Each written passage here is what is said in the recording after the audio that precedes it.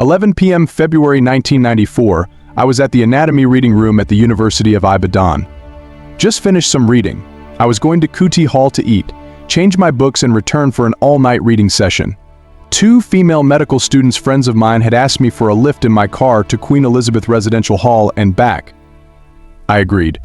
We didn't have cell phones then, so the plan was for me to drop them and pick them up, where I dropped them off at 12 midnight.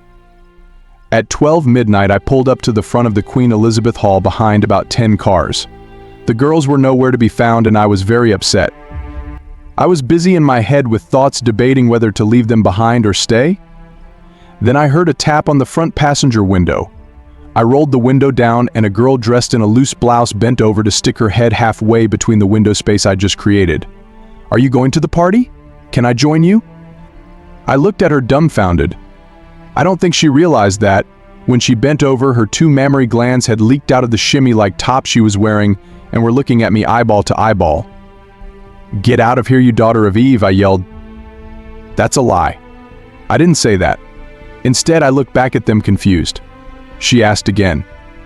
Finally, I regained consciousness, shook my head sideways, and she hurried away to the car in front of me with a final word for me. "This guy is a low-lifer," she said as she left. Apparently, I was the last car in a party convoy and the dress code was nightgown, which explained my experience. In Nigerian parlance, I weak. I reclined the driver's seat backwards, trying to process the flood of emotions in my head. I was first shocked, then sad, then angry, then very depressed. People my age in my space were having so much free time, and there I was eager to hit the reading room on a Friday night. It looked like my life had no purpose.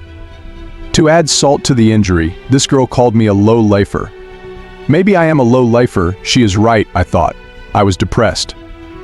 Then, my fellow low lifer friends knocked on the same door window. "Darums. Darums," they yelled. "Sorry we are late." I opened the door for them and pulled my reclined chair up. "You look like you have been shot," one of them said. The nicer one said, "You look sad."